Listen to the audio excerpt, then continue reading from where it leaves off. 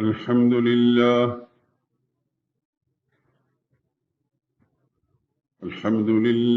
وحده، والصلاة والسلام على من لا نبي بعده ولا رسول بعده ولا معصوم بعده.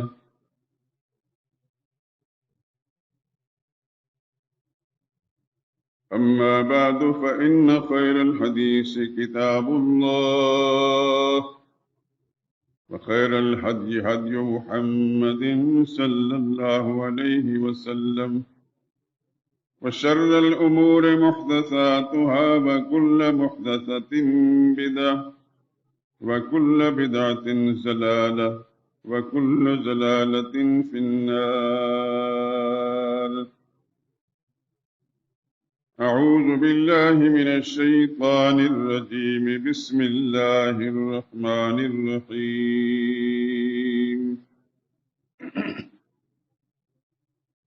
لقد رضي الله عن المؤمنين إذ يبايعونك تحت الشجرة فعلم ما في قلوبهم فأنزل السكينة عليهم وأثابهم فتحا قريبا ومغانم كثيرة يأخذونها، وكان الله عزيزا حكيما.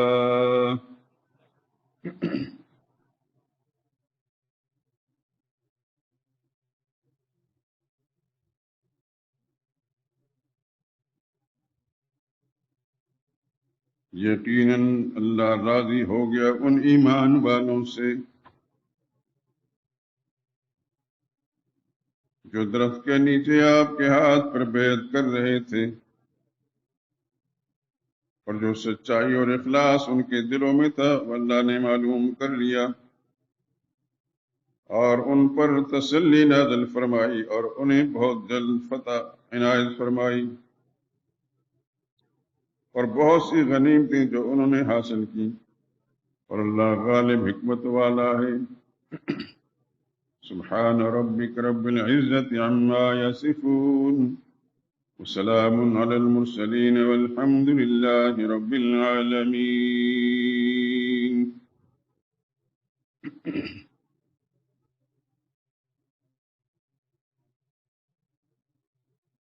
درود پاک پڑھ لیں۔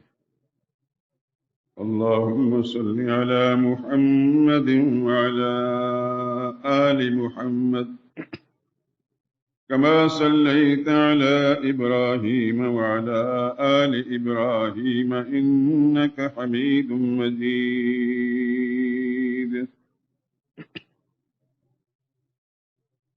اللهم بارك على محمد وعلى آل محمد كما باركت على إبراهيم وعلى آل إبراهيم إنك حميد مجيد۔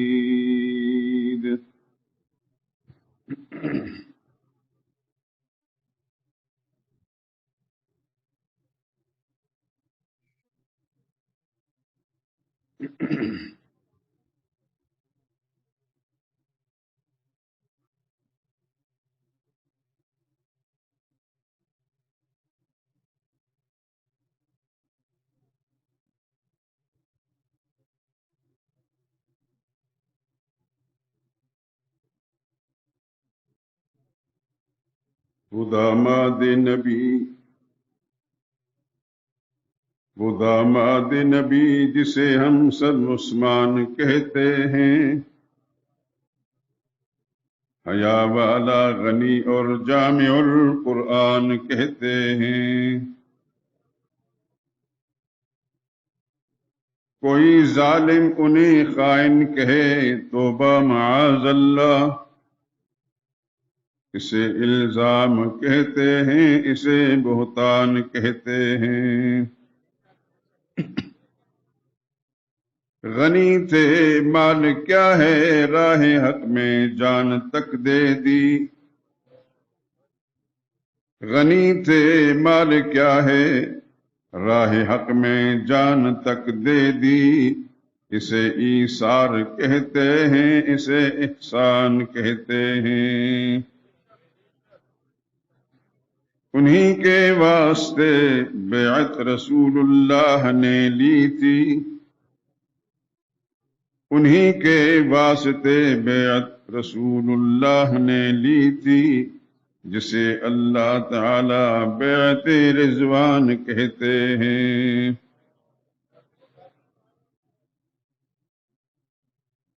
مخالف کوئی بھی ان کا ہو وہ گمراہ و ظالم ہے، مخالف کوئی بھی ان کا ہو وہ گمراہ و ظالم ہے۔ بڑے اجلاس میں ہم یہ علل اعلان کہتے ہیں۔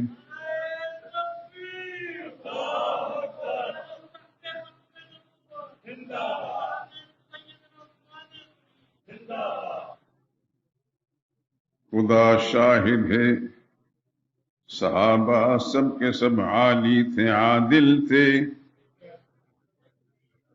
خدا شاہد ہے، صحابہ سب کے سب عالی تھے، عادل تھے۔ نہ ہو جس کا یہ ایمان اس کو بے ایمان کہتے ہیں۔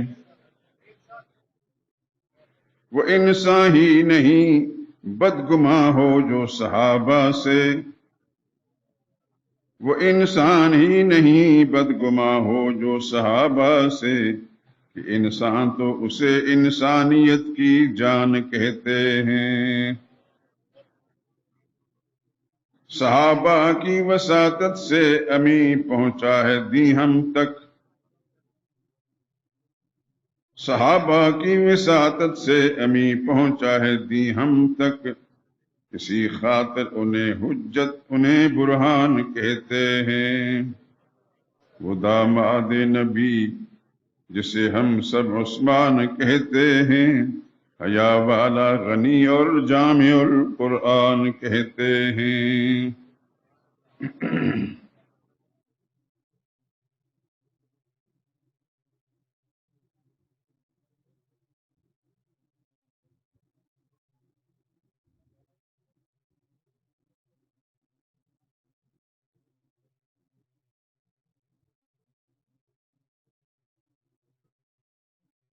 افضل البشر بعد ابو بکر عمر،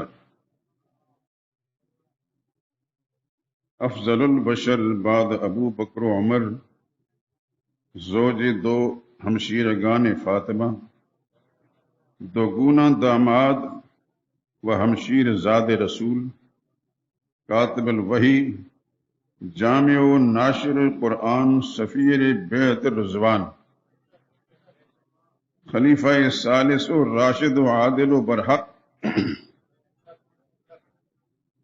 خلیفہ ثالث و راشد و عادل و برحق، جبل استقامت و پاسدار عہد وفا، معیار وفا، منار صبر و رضا، قتیل سازش روافظ و تیغ ابن سبا، امام الشہداء والمظلومین، اسوہ معصومین، امیر المومنین، امام المتقین، سیدنا مولانا ابو عامر ابو عبداللہ عثمان ذی النورین رضی اللہ تعالیٰ عنہ۔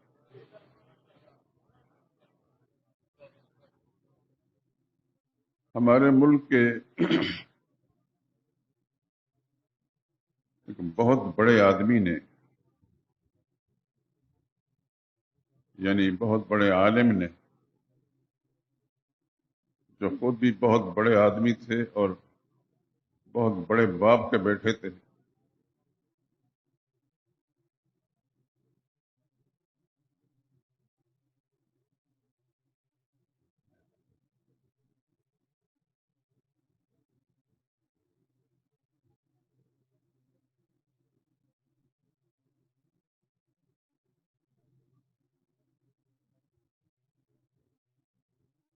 یقیناً آپ حضرات نے بھی ان کو دیکھا ہوگا۔ ایک دفعہ میں نے بھی زیارت کی ہے جب میں سب سے پہلے لاہور میں آیا تھا۔ موچی دروازہ میں ایک بہت بڑا جلسہ تھا، اس زمانے میں بڑے بڑے جلسے ہوا کرتے تھے،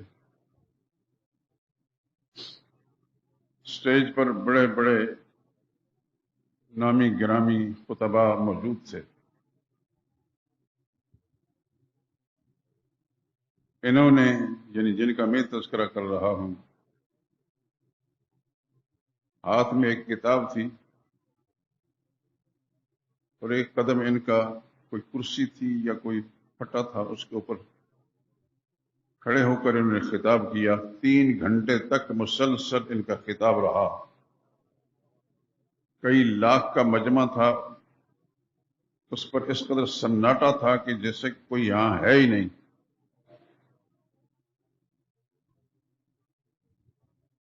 اور اس سے پہلے جب ان کا بیان شروع ہوا تھا تو اسٹیج سے یہ اعلان کیا تھا کہ فلاں صاحب فلاں صاحب فلاں صاحب فلاں صاحب ان کے بیانات ہوں گے. لیکن ان کے بیان ختم ہونے کے بعد یہ ایک دم مجمع اٹھ گیا. بڑی کوششیں کی گئیں لیکن کوئی مجمع بیٹھا نہیں.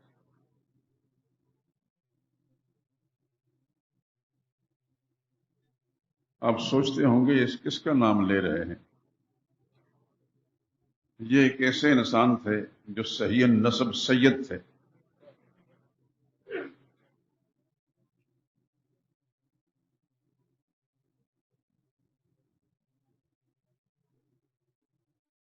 ابو ذر اور ابو معاویہ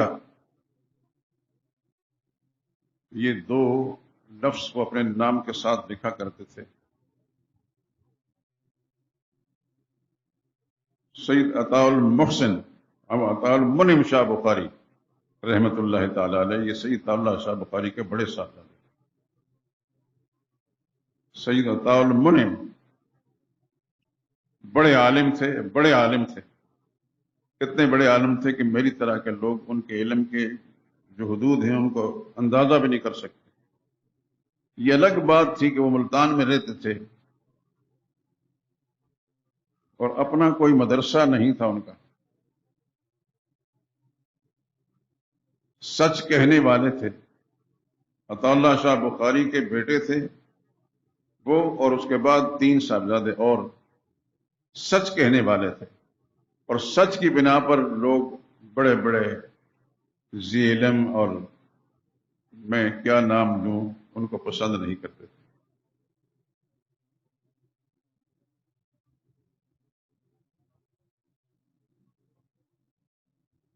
میں نے ان کی جو تحریر بھی پڑھی ہے میں حیران رہتا ہوں کتنا گہرا علم تھا ان کا. باپ بہت بڑا انسان تھا سید اللہ شاہ بخاری. اور آپ حضرات جنہوں نے دیکھا ہے انہوں نے دیکھا ہے، جو نہیں دیکھا تو جانتے ہیں. اللہ اکبر.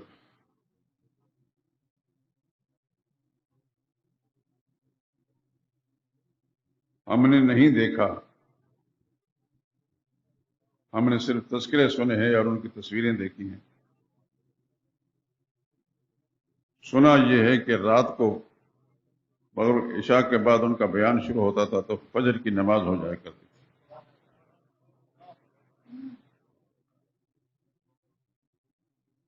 ہمارے ایک نمازی ساتھی یہیں کے بزرگ تھے، فوت ہو گئے اللہ بخشے.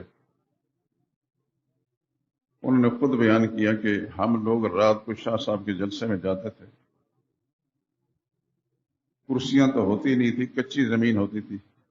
ہم بیٹھ جاتے تھے اور ہم میں سے کسی کو اگر پیشاب کی حاجت ہو جاتی اٹھتے نہیں تھے، زمین کو کھود کر وہیں اس میں سوراخ کر کے اچھی طرح اسے پیشاب کر کے اسے مٹی ڈال دیتے تھے. لیکن شاہ صاحب کے بیان کو چھوڑتے تھے.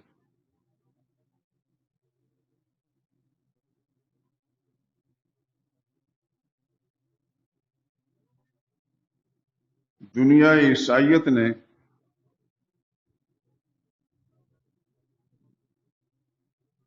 یہ بڑے پروگرام بنائے کہ ہم عیسیٰ علیہ الصلوۃ والسلام کی ذات پر کوئی فلم بناتے ہیں. لیکن ان کے لیے کوئی ایسا اداکار بھی تو ہونا چاہیے کہ جس کی شخصیت کو دیکھ کر دنیا کہے کہ عیسیٰ ایسے تھے.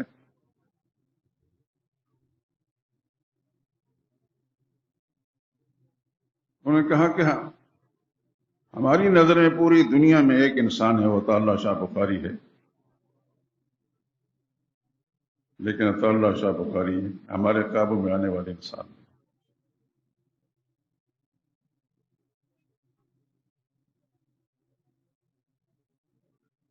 میں نے تو شاہ صاحب رحم اللہ کو دیکھا نہیں ہے، آپ حضرات میں سے جو بزرگ ہیں انہوں نے دیکھا ہوگا۔ مسجد میں جو بیٹھے ہوئے اس حضرات ہیں، مجھے نہیں لگتا کہ مجھ سے زیادہ عمر ہوگی۔ 70 سال کے لگ بھگ جن کی عمریں ہیں، انہوں نے شاید شاہ صاحب کو نہ دیکھا ہو۔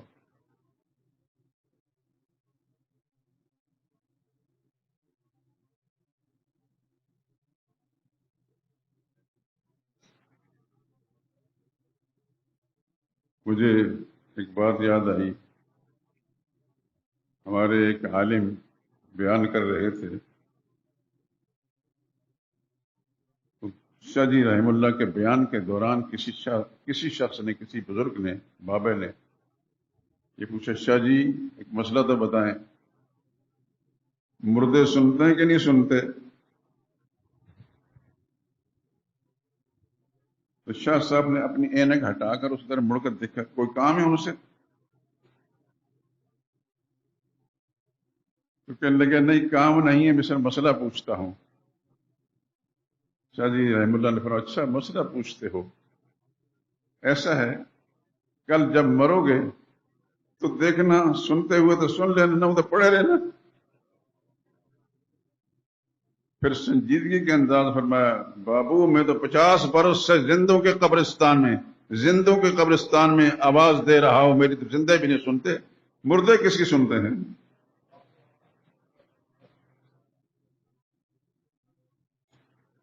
بات چلی تھی شاہ صاحب رحم اللہ کے بڑے صاحبزادے سید المنعم شاہ بخاری، جو ابو ذر اور ابو معاویہ کے نام سے معروف تھے۔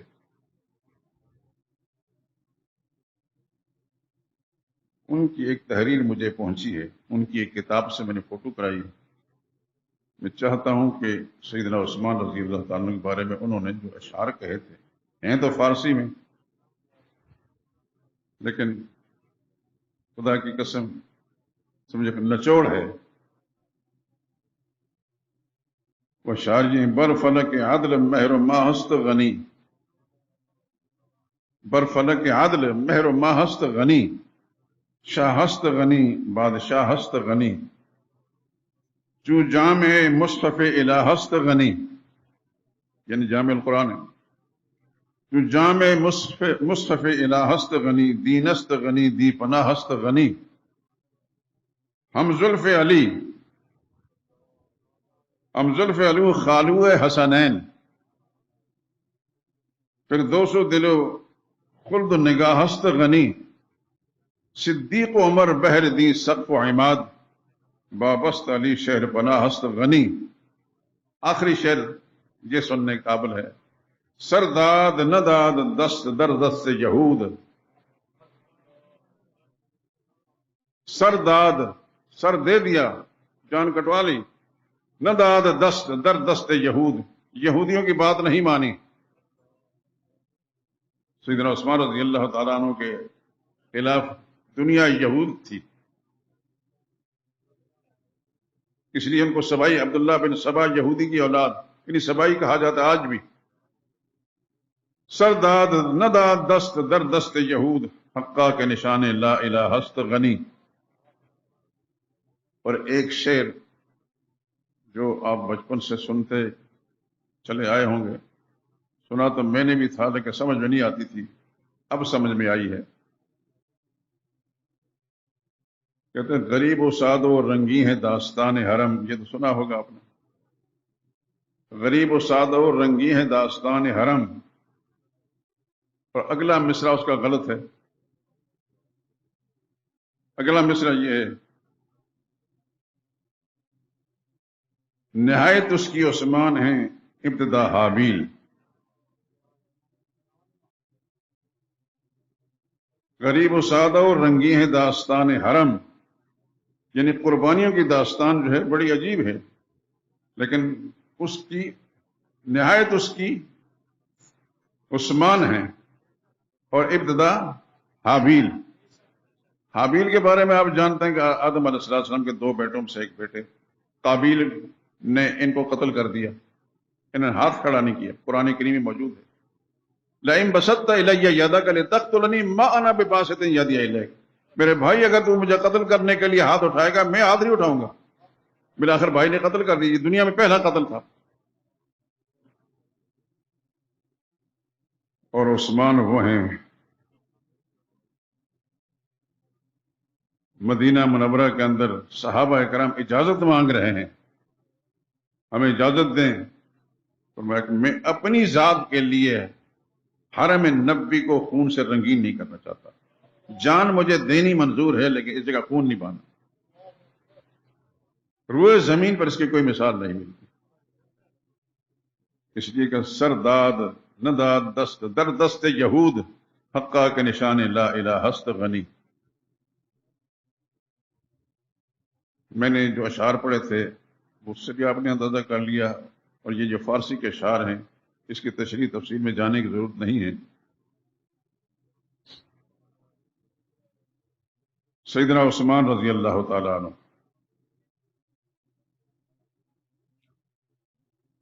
وہ کبھی کبھی لوگ کہتے ہیں کہ کہاں سے بات شروع کروں، کہاں ختم کروں، عثمان کی کس خوبی کہاں سے شروع کروں اور کہاں ختم کروں۔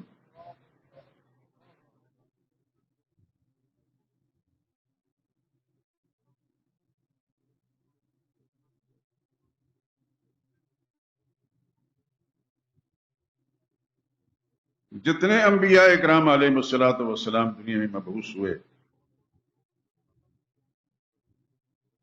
دنیا کے کسی انسان کی نکاح میں کسی نبی کی 2 بیٹیاں نہیں کی سوائے عثمان بن عفان رضی اللہ تعالیٰ۔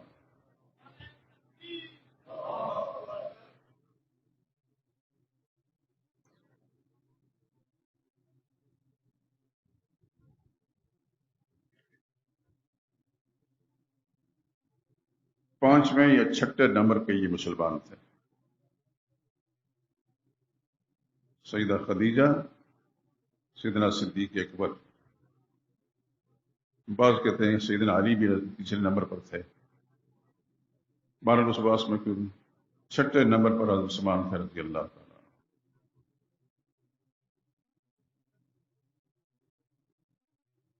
نبی کریم صلی اللہ علیہ وسلم کے ہمشیر زاد تھے، ہمشیرہ کے بیٹے تھے، رسول اللہ صلی اللہ علیہ وسلم کی سگی پھوپھی کی بیٹی تھی سیدنا عثمان کی والدہ اروا، مسلمان ہو گئی تھیں اور اس زمانے کے اندر بعد میں وفات پا گئی۔ سیدہ اروا کے بیٹے تھے حضرت عثمان، اس پہلو سے رسول اللہ صلی اللہ علیہ وسلم کے یہ بھانجے تھے۔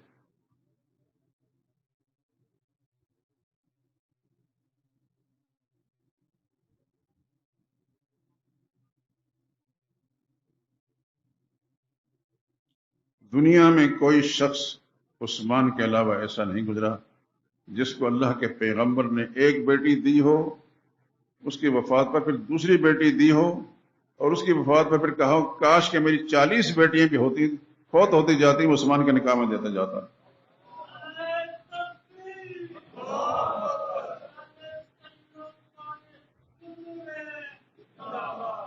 جزاک اللہ۔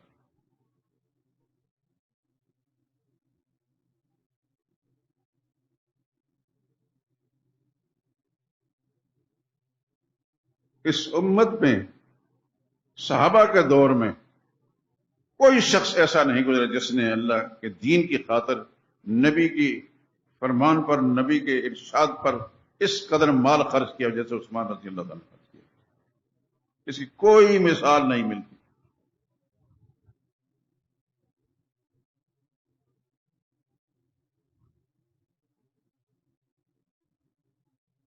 مسجد نبوی تنگ تھی، عثمان نے خرید کر وہ 7 حصہ ملا دیا، مسجد میں وسعت پیدا کر دی۔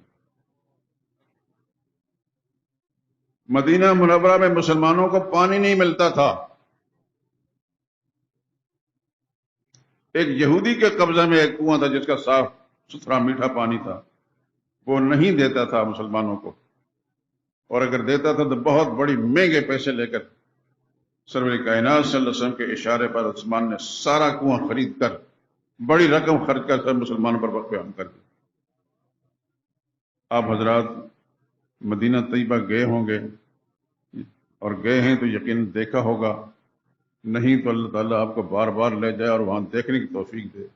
میں وہاں باقاعدہ پہنچا اس کنویں کے پاس، اس کا میں نے پانی پیا اور پورے غور توجہ کے ساتھ وہ 1400 سال پہلے ہی وہ سارا جو منظر ہے وہ میں دیکھتا رہا۔ آج بھی وہ کنواں جو ہے مسلمانوں کے لیے وقف ہے۔ گو کہ عثمانے کی پریشانی نہیں آج، لیکن عثمان رضی اللہ تعالیٰ نے، یہ آپ کے علم میں شاید ہوگا، مدینہ طیبہ میں باقاعدہ عثمان کے نام پر اکاؤنٹ ہے بینکوں کے اندر، اور عثمان رضی اللہ تعالیٰ عنہ کی جائیداد سے جو پیسے آتے ہیں اس میں، اور وہاں پھر غریبوں کو پہنچتے ہیں۔ ایسا کون مانے لال دنیا میں، جنا کوئی مثال نہیں مل سکتی۔ بڑے حسین اور خوبصورت انسان تھے، گورا رنگ، گنگریالے بال۔ سرور عالم صلی اللہ علیہ وسلم نے اپنی صاحبزادی سیدہ رقیۃ الزہرا رضی اللہ تعالی عنہا ان کے نکاح میں دی۔ زہرا کہتے ہیں جس کا چہرہ بہت روشن اور بڑی خوبصورت اور حسین ہو۔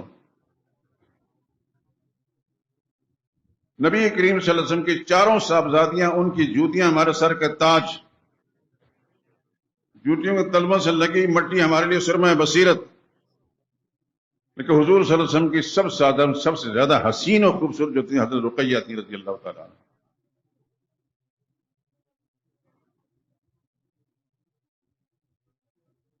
میں نے جو کچھ لکھا ہے اس کے اندر صاحبزادیوں نے تذکرے کے اندر لکھ دیا الحمدللہ۔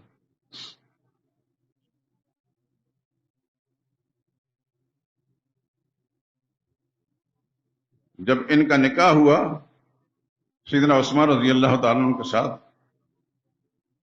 تو یہ اتنا خوبصورت جوڑا عرب دنیا میں ایسا آج تک کسی نے دیکھا نہیں تھا۔ نبی کریم صلی اللہ علیہ وسلم نے اپنے خادم ان کو کھانے کی کوئی چیز بنا کر دی اور کہا کہ عثمان کے گھر دے آؤ۔ وہ گئے، جا کر دیکھا دروازہ کھولا تھا، کوٹھیاں تو تھی نہیں اس زمانے میں، امیر لوگ بڑے بڑے بنگلے بنا کر نہیں عیاشی کرتے تھے، عثمان جیسے لوگ خدا کی راہ میں خرچ کرتے تھے۔ عثمان رضی اللہ تعالیٰ عنہ کا جو گھر بھی تھا اس کے اندر دروازہ کھلا تھا، اور اندر انہوں نے دیکھا تو حضرت عثمان رضی اللہ تعالیٰ عنہ اپنی زوجہ مطہرہ سیدہ رقیۃ الزہرا رضی اللہ تعالیٰ عنہا کے ساتھ بیٹھے باتیں کر رہے۔ تو یہ حضرت زید رسول اللہ صلی اللہ علیہ وسلم کے خادم خاص، یہ دروازے میں کھڑے ہو گئے، کھڑے ہو کر دیکھنے لگے، کافی دیر تک دیکھتے رہے، اور پھر جو کچھ حضور صلی اللہ علیہ وسلم نے حکم دیا تھا وہ کھانے کی چیز دے کر واپس آ گئے۔ واپس جب گئے تو رسول اللہ صلی اللہ علیہ وسلم سے پوچھا گئے تھے؟ عرض کہ یا رسول اللہ گیا تھا۔ تو حضور نے فرمایا کیا دیکھا؟ پیغمبر کے پوچھنے پر بھی قربان جائیں صلی اللہ علیہ وسلم۔ نبی کریم صلی اللہ علیہ وسلم کا پوچھنا ہی ہمارے لیے اور پوری امت کے لیے ایک بڑا سبق ہے۔ کیا دیکھا؟ عرض کہ یا رسول اللہ میں نے زندگی میں اتنا حسین و خوبصورت جوڑا نہیں دیکھا۔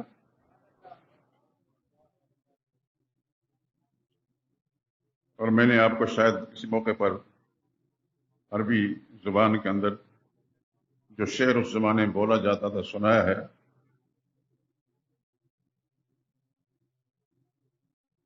افضل الزوجین رآہما انسان، دو جوڑے جو ایک افضل ترین جوڑا جو دنیا میں کسی انسان نے دیکھا ہے، رقیۃ و زوجہا عثمان، ایک رقیہ اور ان کے شوہر عثمان۔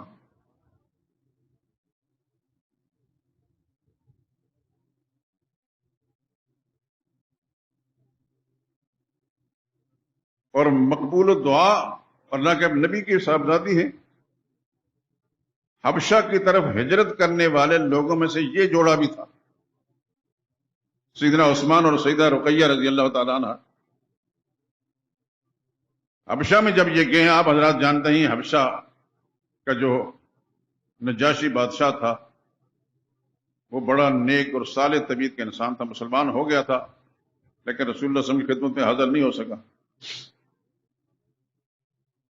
اور اس نے رسول اللہ صلی اللہ علیہ وسلم کے صحابہ کرام جو مکی زندگی کے اندر مظلومیت کی زندگی گزار رہے تھے ان کو بڑی جگہ دی اور بڑے اعزاز و اکرام کا معاملہ کیا ان کے ساتھ۔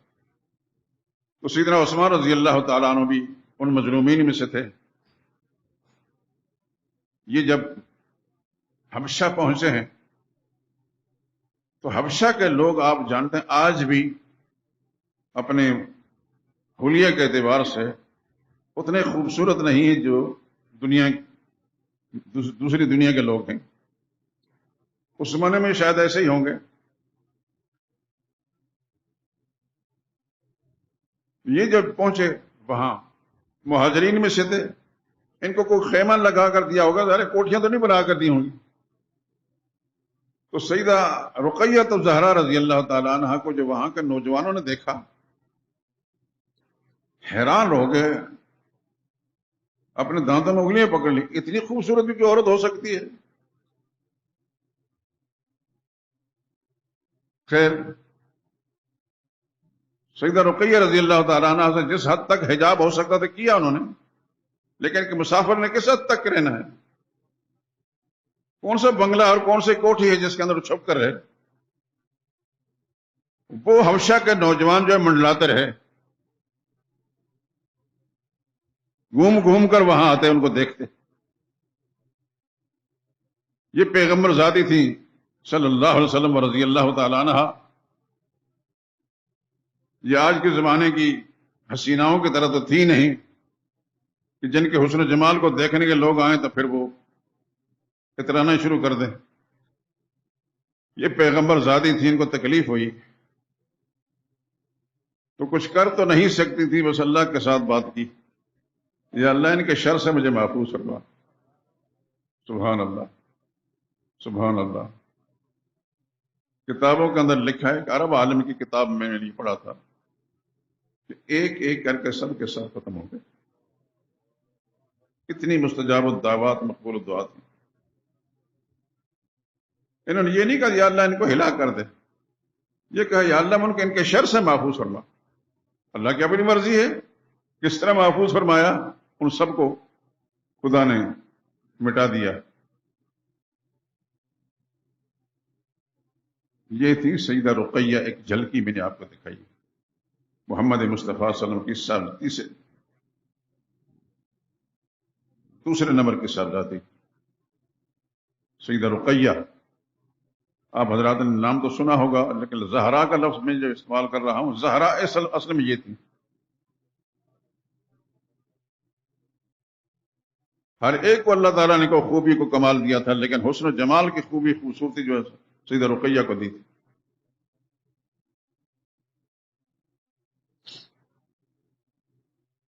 کچھ اچانک میرا ذہن منتقل ہوا، حبشہ کی زندگی میں اللہ تعالیٰ نے ان کو ایک بیٹا دیا تھا، ان کا نام تھا عبداللہ، عبداللہ بن عثمان۔ اس کو بھول نہ جانا۔ ایک طبقہ ایسا آپ کے اس ملک کے اندر ہے، اس سے پہلے بھی رہا ہے، خدا اس کے شر سے محفوظ رکھے۔ وہ کسی صورت کے اندر نہیں چاہتا تھا کہ حضور صلی اللہ علیہ وسلم کی دوسری صاحبزادیوں کو یا دیگر صحابہ کرام کو کوئی اعزاز ملے۔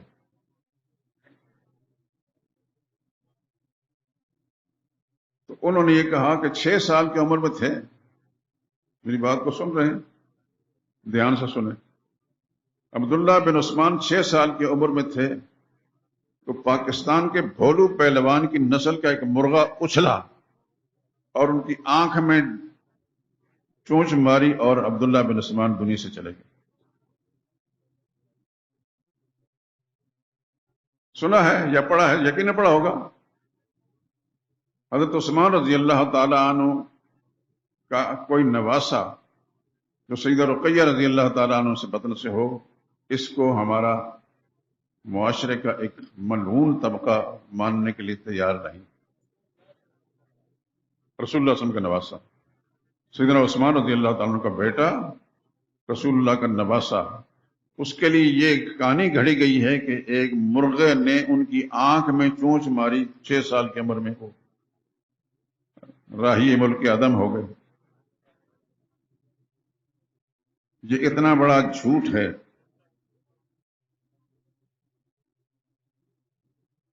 سیدنا عثمان رضی اللہ تعالیٰ عنہ کے ایک فرزند عبداللہ بن عثمان رضی اللہ تعالیٰ عنہ 76 سال کی عمر تک پہنچے، 6 سال نہیں، 76 سال کی عمر کو پہنچے۔ اور مزے کی کتاب ہے، تاریخ کی ایک کتاب جس کے بارے میں عام طور پر کہا جاتا ہے کہ یہ بھی انہی کی ہے، لیکن انہی کی ہو جس کی بھی ہو، ہمارے مطلب کی بات تو ہے اس میں۔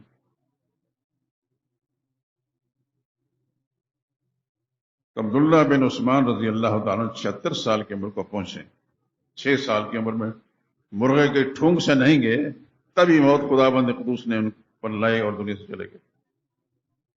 لیکن دشمن نہیں چاہتا کہ کسی اور شخص کو رسول اللہ صلی اللہ علیہ وسلم کا نواسا ہونے کا اعزاز ملے،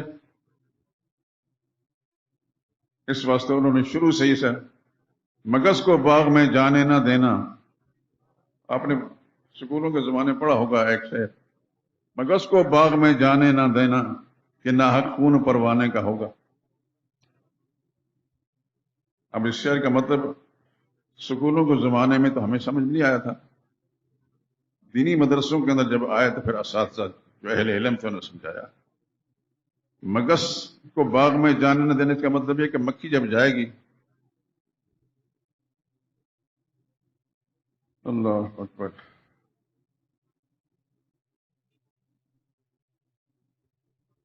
تو مکھی سے مراد شہد کی مکھی، وہ واپس آ کر پھر چھتا بنائے گی، اس میں شہد نکلے گا، وہ شہد پھر شہد اتارنے والا اتارے گا، پھر اس شہد کو صاف کرے گا، اس کے جو موم ہوتی ہے وہ موم بازار میں جائے گی، اس کی موم بتیاں بنیں گی، پھر وہ جلائی جائیں گی، اور پھر ان پر پروانہ آ کر کہاں سے، اس کو کہتے ہیں لوازمات بعیدہ ہمارے علمی اصطلاح میں، بات کہیں تھی کہاں پہنچا دی، مگس کو باغ میں جانے نہ دینا کہ ناحق خون پروانے کا ہوگا۔ تو اصل میں کوشش یہ کرو کہ حضرت عثمان رضی اللہ تعالیٰ یا کسی کا کوئی بچہ جوانی کی حدود کو پہنچے ہی نہ رسول اللہ صلی اللہ علیہ وسلم کا نواسا کہلائے اور نہ وہ اعزاز ملے۔ سیدنا عبداللہ بن عثمان رضی اللہ تعالیٰ عنہ جوانی کی عمر کو پہنچے، 76 سال کی عمر کے اندر فوت ہوئے۔ بلکہ اس سے مزے کی بات ہے کہ اس سے پہلے رسول اللہ صلی اللہ علیہ وسلم کی بڑی صاحبزادی، نام معلوم ہے، سیدہ زینب رضی اللہ تعالی عنہا، ان کے بھی ایک صاحبزادے تھے، کیا نام تھا؟ علی بن ابی العاص رضی اللہ تعالیٰ عنہ۔ اس کو بھی چھوٹی عمر کے اندر مار دیتے ہیں، نہ جوان ہوگا، نہ رسول اللہ صلی اللہ علیہ وسلم کا نواسا ہونے کا لوگوں کو پتہ چلے گا، تو صرف 2 آدمیوں کے لیے میدان خالی رہے گا، سیدنا حسن اور سیدنا حسین رضی اللہ عنہ۔ ان کی جوتوں پر ہم قربان جائیں، حسنین کے، وہ ہمارے سر کے تاج ہیں، لیکن جس طرح حسن حسین رسول اللہ صلی اللہ علیہ وسلم کے نواسے ہیں، عبداللہ بن عثمان بھی نواسے ہیں، علی بن ابی العاص بھی رسول اللہ کے نواسے ہیں۔ یہ ضمناً بات آ کے میں آپ کی توجہ اس طرح مشغول کرا دوں۔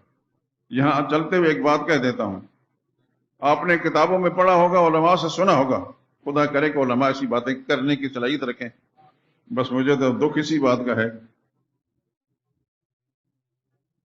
پتہ مکہ کے موقع پر رسول اللہ صلی اللہ علیہ وسلم نے خانہ کعبہ کے اندر جتنے بت تھے مشرکین کے رکھے ہوئے، گرائے تھے اور توڑوائے تھے۔ پتہ ہے آپ کو کہ نہیں پتہ؟ نہیں پتہ تو آج معلوم کر لیں کہ حضور صلی اللہ علیہ وسلم نے بتوں کو توڑوایا تھا۔ کتابوں میں لکھا ہے کہ حضور صلی اللہ علیہ وسلم نے اپنے کندھے پر علی کو چڑھایا اور علی نے اوپر جا کر وہاں بتوں کھینچ کر نیچے پھینکا. یار لوگوں نے کہا یہ علی مرتضی ہے. سمجھ آئی کہ نہیں آئی؟ اس وقت علی مرتضی کی عمر 28 سال تھی، فتح مکہ کے موقع پر. کیا آپ کا زمین گوارا کرتا کہ 28 سال کا جوان رسول اللہ صلی اللہ علیہ وسلم کندھے پر سوار ہو کر اوپر سے بت توڑتا تھا؟ رسول اللہ صلی اللہ علیہ وسلم کے اپنے نواسے تھے حضرت علی بن ابی طالب رضی اللہ تعالیٰ عنہ. ان سے حضور صلی اللہ علیہ وسلم نے کام لیا تھا. اور اب علی بن ابی طالب بچپن میں فوت نہیں ہوئے. ابی بن ابی طالب مارکہ یرموک کے اندر جہاد کرتے ہوئے فوت ہوئے. لیکن قلم در کفی دشمن است، دشمن کے ہاتھ میں قلم جب ہوگی تو جو چاہے لکھ لے. میری طرح کے مسجدوں کے جو امام ہیں سمن بکمن عمیون، ان حقائق کو نہ سمجھیں گے، نہ دیکھیں گے، نہ بیان کریں گے. بیان کرتے وقت زبان لڑکھڑاتی ہے، موت کا ڈر ہے کہ اسی وقت کوئی روح قبض کر لے گا. یاد رکھیں زندگی کے ایک ہی دن ہے روح قبض ہونے والا. میں اکثر کہا کرتا ہوں، ہمارے بڑے کہا کرتے تھے، قبر والی رات کبھی گھر میں نہیں آتی. جب قبر میں پہنچنا ہے تو قبر میں پہنچیں گے، لیکن سچ کہنا ہے. انبیاء اکرام علیہ الصلوۃ والسلام سے ہم نے یہی سبق، سچ کہنا ہے. موت کا ایک وقت مقرر ہے، اس وقت موت آئے گی. تو رسول اللہ صلی اللہ علیہ وسلم کے بڑے صاحبزادے کا نام کیا تھا؟ علی بن ابی العاص. سیدہ زینب رضی اللہ تعالیٰ عنہ کے صاحبزادے تھے. اور دوسرے نمبر کا صاحبزادہ تھا عبداللہ بن عثمان رضی اللہ تعالیٰ. یہ بھی جوان ہوئے اور 76 سال کی عمر پر پہنچے. یہ ٹھیک ہے کہ حسنین سیدنا حسن اور سیدنا حسین رضی اللہ حضور صلی اللہ علیہ وسلم کے صاحبزادے ہیں، ان پر نواسے ہیں، خدا کی کروڑ رحمتیں نازل ہوں ان پر. لیکن ان سے پہلے بھی حضور صلی اللہ علیہ وسلم کے نواسے تھے. ایک نواسہ حضرت عثمان کا بیٹا سیدہ رقیہ کا بیٹا، اور ایک نواسہ حضرت زینب کا بیٹا رضی اللہ تعالی عنہم.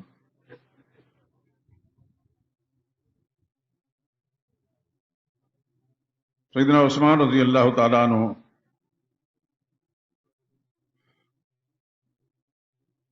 ان کی کس کس خوبی کا ذکر کیا جائے. حضور صلی اللہ علیہ وسلم نے فرمایا تھا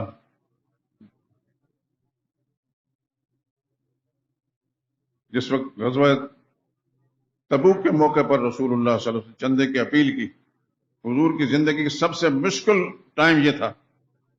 بہت بڑی فوج تیار کرنی تھی، دشمن کی فوج لاکھوں کی تعداد میں تھی. نبی کریم صلی اللہ علیہ وسلم نے چندے کی اپیل کی. آپ سن چکے ہیں، سیدنا فاروق اعظم آدھا مال لے کر حضور کی خدمت میں پیش کی. سیدنا ابوبکر صدیق نے سارا ہی مال گٹھڑی باندھ کر حضور کے قدموں میں ڈال دیا. ایسے کو ماں نے لال جنے ہیں، کسی پیغمبر کو ایسے ساتھی ملے.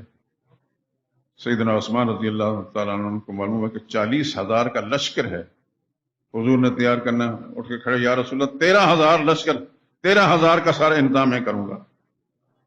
سبحان اللہ. اللہ کے پیغمبر کتنے خوش ہوئے ہوں گے. اور یہ گھڑی بھی بڑی مشکل تھی، سخت گرمی کا موسم تھا، سخت گرمی کا موسم، فوج نے جانا تھا. تھوڑی دیر کے بعد پھر کھڑے ہوئے، 1,000 دینار رسول اللہ صلی اللہ علیہ وسلم خدمت میں پیش کی. اور حضور صلی اللہ علیہ وسلم کی گود کے اندر وہ دینار پڑے تھے. رسول اللہ صلی اللہ علیہ وسلم اپنے ہاتھوں سے دائیں بائیں کر رہے تھے. فرما ذرا علی عثمان ما عمل بعد اليوم، آج کے بعد عثمان جو کام بھی کر تجھے کوئی تیرا عمل نقصان نہیں پہنچا سکتا.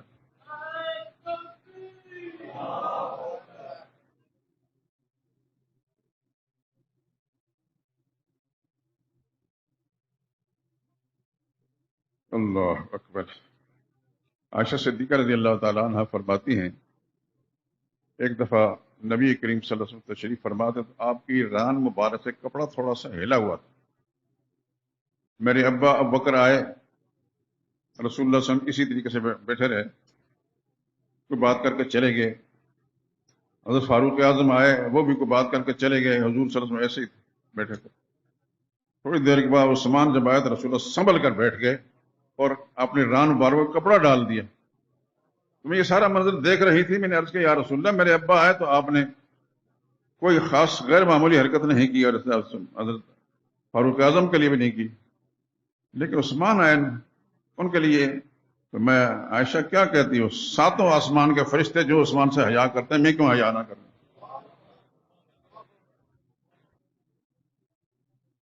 کوئی تھے نا, خدا کی قسم. اب کسی بھی پہلو سے تنہائی میں بیٹھ کر سوچیں, جس پہلو سوچیں, عثمان جیسا انسان کوئی نظر نہیں آتا.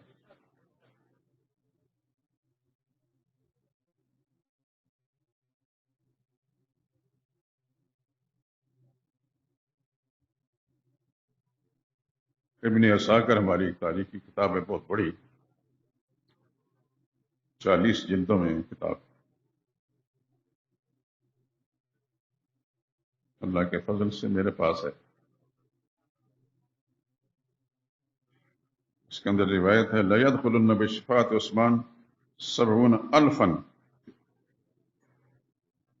عثمان کی سفارش پر اللہ 70,000 گنہگاروں کو جنت میں بھیجیں گے. استوجب النار بغیر حساب, بغیر حساب کے اللہ تعالیٰ کو جنت بھیجیں گے.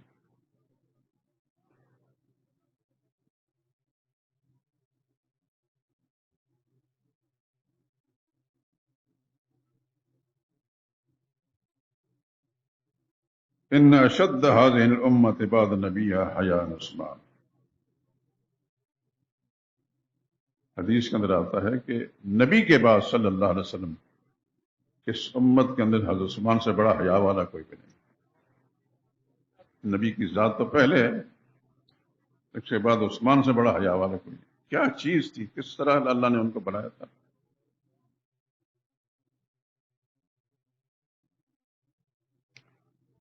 جب سیدہ رقیہ رضی اللہ تعالیٰ عنہ کا وصال ہو گیا, وفات پا گئی,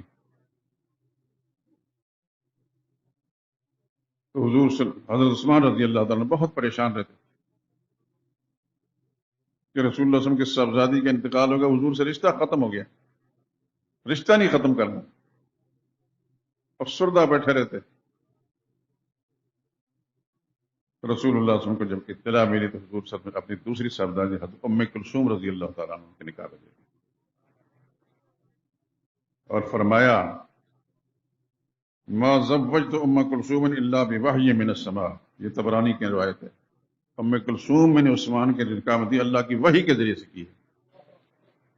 جن اللہ کی نظروں کے اندر علم الہی میں عثمان کا کیا مقام ہے, خدا اپنے فرشتوں کو بھیج کر پیغمبر کو بتاتے ہیں کہ اپنے دوسری صاحبزادی میں نکاح میں دیتے.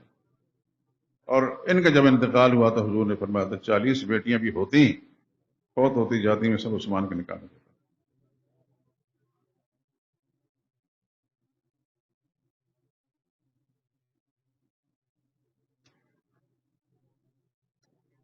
ایک بات کہتا ہوں,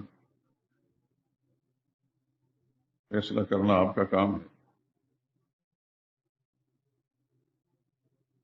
نبی کریم صلی اللہ علیہ وسلم کے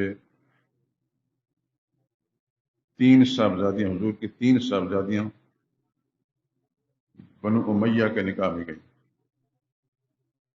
بڑی حضرت زینب بھی, ابو العاص بن ربیع وہ بنو امیہ میں سے تھے, ان کے نکاح میں گئیں. دوسری صاحبزادی حضرت رقیہ حضرت عثمان کے نکاح, وہ بھی بنو امیہ میں سے تھے. تیسری صاحبزادی ام کلثوم, وہ بھی حضرت عثمان کے نکاح میں گئی. چوتھی صاحبزادی حضرت فاطمہ رضی اللہ تعالیٰ عنہ, وہ ہاشمی کے نکاح میں گئی, سیدنا علی رضی اللہ تعالیٰ عنہ.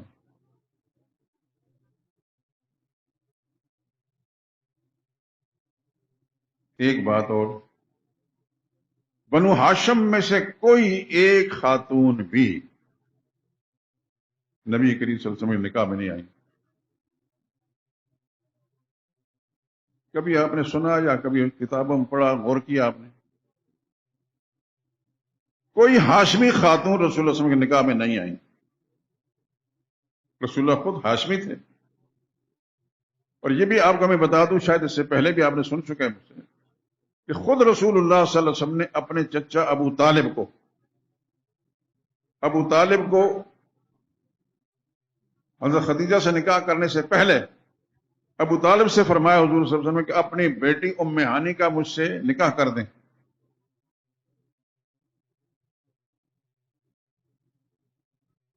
اور اسی وقت ایک اور شخص، وہ مخزومی تھا ابو جہل کے خاندان کا، اس نے بھی ام ہانی کا رشتہ مانگا، رسول اللہ نے بھی رشتہ مانگا۔ ابو طالب نے ام ہانی کا رشتہ رسول اللہ صلی اللہ علیہ وسلم کو دینے کی بجائے، حبیرہ نام تھا اس شخص کا، حبیرہ مخزومی کو دے دی۔ تو نبی کریم صلی اللہ علیہ وسلم کو جب اطلاع ملی کہ مجھے میری بات کو رد کر دیا ہے اور حبیرہ کو دے دیے رشتہ، تو رسول اللہ صلی اللہ علیہ وسلم رنجیدہ ہوئے اور آپ نے اپنے چچا سے گلہ کیا، اور گلے کی جو عبارتیں ہیں کتابوں کے اندر لکھی ہیں، حافظ بن حجر اسقلانی دیگر بہت سے لوگوں نے۔ فعاتبہ النبی صلی اللہ علیہ وسلم، رسول اللہ صلی اللہ علیہ وسلم نے ملامت کیا اپنے چچا کو، اور یہ فرمایا زوجتہ وترکتنی، اس کو اپنی بیٹی کا رشتہ دے دیا اور مجھے چھوڑ دیا، وہ ابو جہل کے خاندان کا آدمی ہے، میں آپ کا بھتیجا ہوں۔ اس کے جواب میں ابو طالب نے کہا انا ساہرنا الیہم، میرے بھتیجے ہم نے اس سے پہلے ان سے بہت سے رشتہ داری ناطہ داری کی ہے، رشتے ناطے ہم لیتے رہے، والکریم یکافئ الکریم، اور معزز لوگوں کے رشتے معزز لوگوں سے ہوتے رہتے ہیں۔ اگلا فیصلہ آپ نے خود کرنا ہے۔ نبی کریم صلی اللہ علیہ وسلم نے اپنی ایک ہاشمی چچا زاد کا رشتہ مانگا، اس کے والد نے نہیں دیا۔ اس کے برعکس نبی کریم صلی اللہ علیہ وسلم کا اعتماد بنو امیہ پر اتنا تھا کہ 3 صاحبزادے ان کو دیں، وہ تو پہلے اب سن چکے ہیں۔ ابو سفیان رضی اللہ تعالیٰ عنہ، جن کو ہمارے یہ لٹریچر میں لکھنے والے لعنت کا توق گلے میں ڈال کر بھونکتے رہتے ہیں اور ذلت کا ارتکاب کرتے رہتے ہیں، ابو سفیان مکی زندگی کے اندر قریش قوم کے لیڈر تھے، سردار تھے، زمانہ کفر کے اندر بھی سردار تھے۔ لیکن زمانہ کفر کی 1-2 باتیں میں ان کو آپ کو سنانا چاہتا ہوں کہ شریف انسان تھے، کافر تھے، مشرک تھے، لیکن شریف انسان تھے۔ اور اس کی ایک مثال پیش کرتا ہوں۔ ایک دفعہ سیدہ فاطمہ رضی اللہ تعالیٰ عنہ چھوٹی سی بچی تھی، ابو جہل لعین نے ان کو تھپڑ مارا، رونے لگی یہ۔ حضور صلی اللہ علیہ وسلم کو اطلاع ملی، رسول اللہ نے فرمایا اچھا وہ جو صاحب ہے نا، ان کا نام ابو سفیان ہے، ان کے پاس جائیں۔ اس وقت ابو سفیان مشرک تھے، کافر تھے۔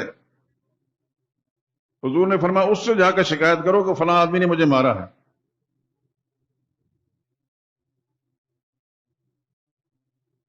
سیدہ فاطمہ گئیں، ساری صورتحال بتائی، ابو سفیان چل کر آئے ساتھ، جہاں ابو جہل خانہ کعبہ کے اندر بیٹھا ہوا تھا وہاں پاس جا کر کہا تمہیں شرم نہیں آتی؟ اس چھوٹی سی معصوم بچی، اس کے باپ محمد سے تمہاری دشمنی ہو سکتی، اس کے ساتھ کیا دشمنی تمہیں شرم نہیں آئی اس چھوٹی سی بچی کو مارنے کی؟ وہ چپ رہا، چپ اس لیے رہا، اس کو پتا تھا کہ اگر میں نے ابو سفیان کے ساتھ مقابلہ کیا تو پورا قبائلی جنگ شروع ہو جائے گی۔ پھر حضرت ابو سفیان نے حضرت فاطمہ سے فرمایا کہ میں ساتھ پاس کھڑا ہوں، جاؤ جس زور سے اس نے آپ کو تھپڑ مارا تو اسی انداز سے اس کے منہ پہ تھپڑ مارے، اور اسی طریقے سے ہوا۔ اور اس موقع پر رسول اللہ نے ایک بات فرمائی تھی کتابوں کے اندر، اللہم ربنا لا تنسا ابی سفیان، اے اللہ ابو سفیان نے جو حسن سلوک کیا ہے اس کو فراموش نہ کرنا، مطلب کہنے کا کہ یا اللہ اس کو ہدایت دے دے۔ اور پھر مکی زندگی میں رسول اللہ صلی اللہ علیہ وسلم پر جب تشدد ہوتا تھا تو حضور ابو سفیان کے گھر میں جا کر پناہ لیتے۔ ابو سفیان اس وقت مشرک تھے، اس کا سارا گھرانہ مشرک تھا، لیکن شریف مشرک تھے، حضور صلی اللہ علیہ وسلم کو پناہ دیتے۔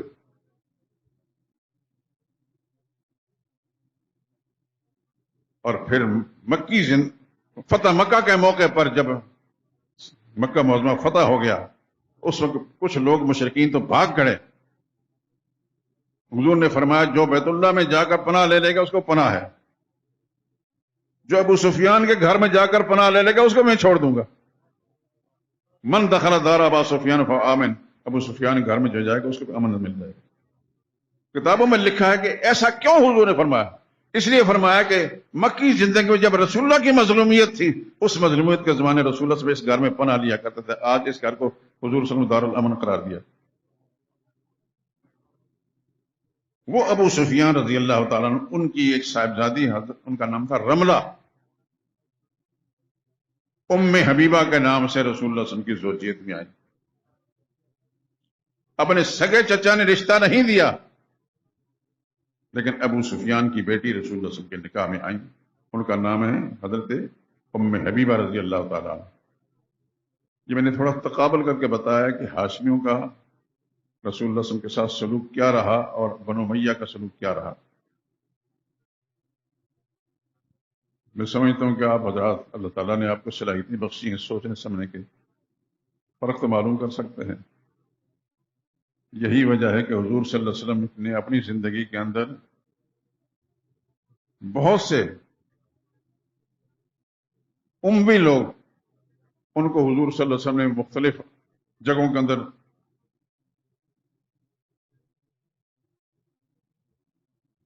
گورنر مقرر کیا۔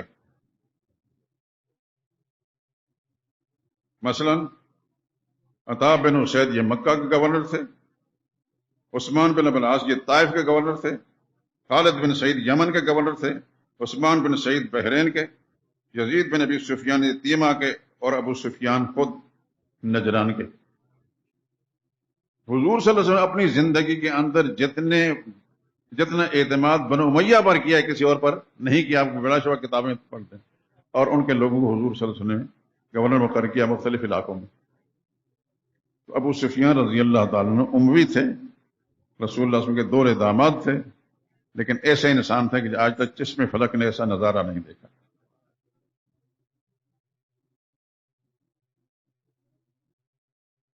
عثمان رضی اللہ تعالیٰ عنہ اموی تھے، سرور کائنات صلی اللہ علیہ وسلم کے 2 داماد تھے، آج تک چشم فلک نے ایسا نظارہ نہیں دیکھا۔ وآخر دعوانا الحمدللہ رب العالمین۔